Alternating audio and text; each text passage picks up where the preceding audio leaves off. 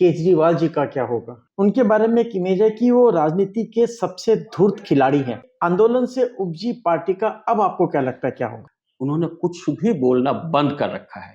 ऐसा लगता है कि वो बहुत बड़े शॉक में चले गए। उन्होंने एकदम साफ सुथरी सच्ची राजनीति का सपना दिखा करके गद्दी हासिल की थी। आने के बाद इन्होंने क्या किया कि वो सारे लोग जो इनको उस कुर्सी पे ला करके बिठाए थे उनको इन्होंने बहाल। जनता को जितना मूर्ख ये पॉलिटिशियन समझते हैं, जनता समझदार है, वो एक हद तक झेलती है। मीडिया हाउसेस का इन्होंने रिकॉर्ड बनाया। फंडिंग में कई बार तो प्रोजेक्ट से ज्यादा कॉस्ट एड पे चला जाता था कि मीडिया हाउस का मुंह भर कर रखा था। तो ये राजनीति का खेल है।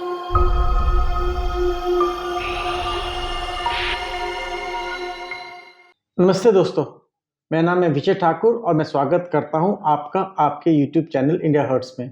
आज हमारे साथ हैं वरिष्ठ पत्रकार मिस्टर कुमार अमिताभ जी, जिनको 3 से ज़्यादा दशक का एक्सपीरियंस है दिल्ली और नेशनल मीडिया में रिपोर्टिंग करने का। आज हम इनसे बात करेंगे कि अब आम आदमी पार्टी का क्या होगा, केजरीवाल जी का क्या होगा। सर, आपका बहुत बहुत स्वागत है। नमस्कार, थैंक यू। सबसे पहले है कि केजरीवाल जी का फ्यूचर आपको क्या नजर आता है? इतने साल हो गए हैं उनको पॉलिटिक्स करते करते। ये पहली बार है इतने 13 सालों में जब उन्होंने हार का सामना किया है। तो ये आंदोलन से उपजी पार्टी का अब आपको क्या लगता है क्या होगा? देखिए, आपने बहुत बेहतरीन ढंग से चीज़ों को समझने की कोशिश की है, जो बताने की कोशिश की है। आप जानते हैं कि जिस तेज़ी से केजरीवाल उभरे थे, सामने आए थे और एकदम राष्ट्रीय राजनीति पर छा गए थे भारत में, उसके बावजूद आप देखिए कि बहुत तेज़ी से उनका जो है पतन भी हो रहा है। एकदम तेज़ी से जिस ढंग से वो लोकप्रिय हुए थे, उसी ढंग से अलोकप्रियता की तरफ जा रहे हैं।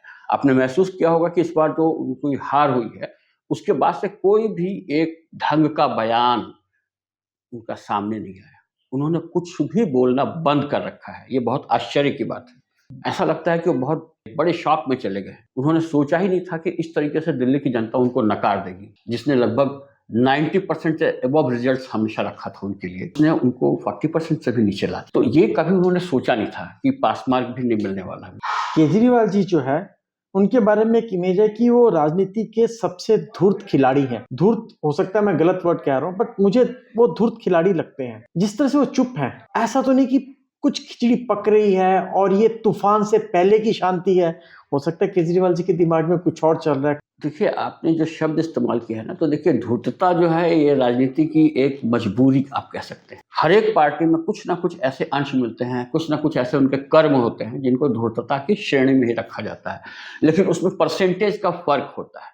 परसेंटेज का फर्क होता है, साथ में ये देखना पड़ता है कि समाज और देश के प्रति तो वो धूर्तता नहीं कर रहा है, उनको नुकसान पहुंचाने की कोशिश तो नहीं करता है। सबसे इंपॉर्टेंट तो बात ये है ना, ठीक है आपने खेल में कुछ चालाकी की, जीतने के लिए की, लेकिन जब आप समाज और देश को नुकसान पहुंचाने के हद पे जाने लगते हैं, तब सबको दिक्कत होती है। और हम भी ऐसे शब्दों का प्रयोग करते हैं जो हमें नहीं करना चाहिए, मीडिया में खास करके।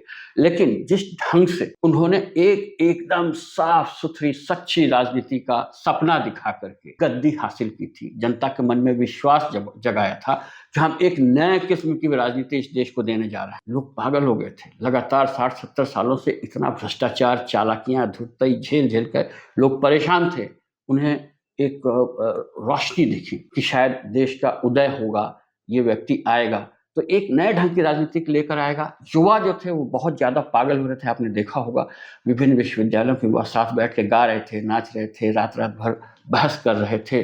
सारे देश में एक माहौल सा बन गया और उसका असर हुआ कि ये आ गए। लेकिन आने के बाद इन्होंने क्या किया, बहुत तेजी से आपने देखा कि कैसे इन्होंने उन आधार स्तंभों को, अच्छे साथी जो थे उनको पार्टी से एक एक करके बाहर निकालना शुरू किया।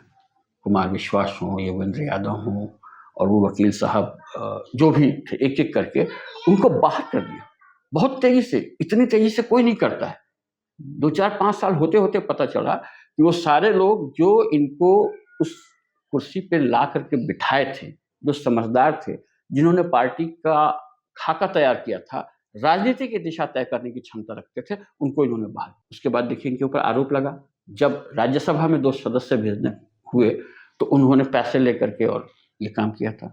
अब इसके लिए प्रमाण ढूंढने की बात नहीं, लोग जानते हैं कि कैसे लोगों को उन्होंने भेजा था। उससे समझ में आता है कि वो क्या कर रहे थे। उसके बाद इतने सारे वादे उन्होंने किए थे, खास करके भ्रष्टाचार खत्म करने का, और वो खुद भ्रष्टाचार के शिकंजे में उलझ चुके हैं।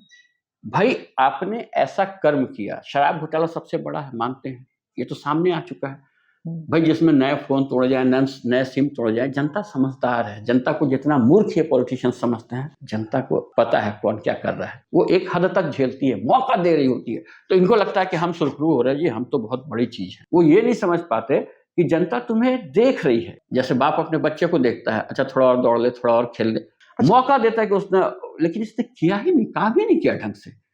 आप देखिए दिल्ली के पॉल्यूशन की समस्या, जो सबसे बड़ी समस्या थी, हर सीजन में कोई ना कोई एक समस्या, बरसात है तो सारी सड़कें लबालब डूबी पड़ी हैं, जाड़ा आते ही आप देखेंगे कैसे हवा पूरी पॉल्यूटेड रहती है। यमुना इतना वादा किया था, 2 बार वादा किया था कि मैं 5 साल में एकदम क्लीन कर दूंगा, नहीं तो मुझे बाहर कर देना। क्या हुआ? जो मोहल्ला क्लिनिक के नाम से जो ये लाए हैं, मैं तो इतनी सारी बातें जानता हूँ, वो केवल और केवल अपने लोगों को संतुष्ट करने के लिए कैसे पैसे लूटे जाए उसका इंतजाम था। मोहल्ला क्लिनिक में जो भ्रष्टाचार चल रहा था वो तो आपने देखा ही। अब इन्होंने जैसे पॉल्यूशन के लिए अवेयरनेस प्रोग्राम चलाया, क्या है उसमें भाई, तो 25-25 हज़ार रुपये या 15-15 हज़ार रुपये बांट रहे हैं, 20 लड़के इस चौराहे पे, 20 लड़के उस चौराहे पे, और वो ठेकेदारी हो रही है। तो उसमें से कुछ पैसे बच्चों को मिल रहा है, बाकी इनके लोग जो है वो लूट रहे हैं। ऐसे ऐसे ढेर सारे कर्तव्य इन्होंने किए हुए, मीडिया के बहुत सारे लोगों को, बहुत सारे जो साहित्य के लोगों को, इन लोगों को इन्होंने ना कहीं कहीं सलाहकार और बोर्ड मेंबर वगैरह बना करके, और उनको लाख लाख 1.5 लाख रुपया बांध रखा था अपने से कि आप मेरे खिलाफ नहीं जाए। इसलिए आप देखते हो उनके मीडिया के लड़के, बड़े बड़े पत्रकार जो थे, वो इनके खिलाफ नहीं जाते थे, आलोचना भी ऐसे करते थे जैसे फ्रेंडली आलोचना करते थे, उस ढंग से जैसे अन्य पार्टियों के, अन्य सरकारों की आलोचना होती है, उस ढंग से आलोचना नहीं कर रहे थे। मीडिया हाउसेस का इन्होंने रिकॉर्ड बनाया। फंडिंग में जो एड के नाम पे दिया जा रहा था, इतना एड, कई बार तो प्रोजेक्ट से ज्यादा कॉस्ट एड पे चला जाता था। उससे समझ में आता है कि मीडिया हाउस का मुंह भर कर रखा था। अब जिसको 100 50 करोड़ साल के आ रहे हैं, वो कैसे इसके खिलाफ जाएगा, बांध दिया था इसने। 13 साल पहले बहुत से लोग, young IT professionals, highly qualified, वो नौकरी छोड़ करके, सब कुछ छोड़ करके आए थे कि भारत का नक्शा बदल देंगे। आने वाले टाइम में अगर कोई नेता दिल से भारत का नक्शा बदलने के लिए आएगा, तो क्या उनको जनता विश्वास कर पाएगा? देखिए, ये भी एक बड़ी विडंबना है, इसको आप कह सकते हैं। हर बार इस देश में बहुत से ऐसे लोग उभरे हैं, आज मोदी जी भी इसी भरोसे को कायम करके और चल रहे हैं। तो कहीं ना कहीं कोई भरोसा तोड़ रहा है तो कोई बना भी रहा होता है। कई चीजें होती हैं, क्योंकि देखिए पीढ़ियां बदलती रहती हैं। कांग्रेस यहाँ से काफी साल से दिल्ली से बाहर, 12 साल हो ही गए। भारतीय जनता पार्टी लगभग 25-26 साल से बाहर थी, 27 साल से, शायद 23 साल बाहर थी। तो जो नई पीढ़ी आ गई, लाखों बच्चे जो थे, वो भूल गए कि उस समय जब भारतीय जनता पार्टी थी तो क्या उसने काम किया था, ढंग का काम किया था, नहीं किया था, उनको पता ही नहीं। तो उनको ऑपरेशन का अवसर दे दिया उन्होंने। कांग्रेस और इसको देखा था, भारतीय जनता पार्टी का राजनीति देखा था।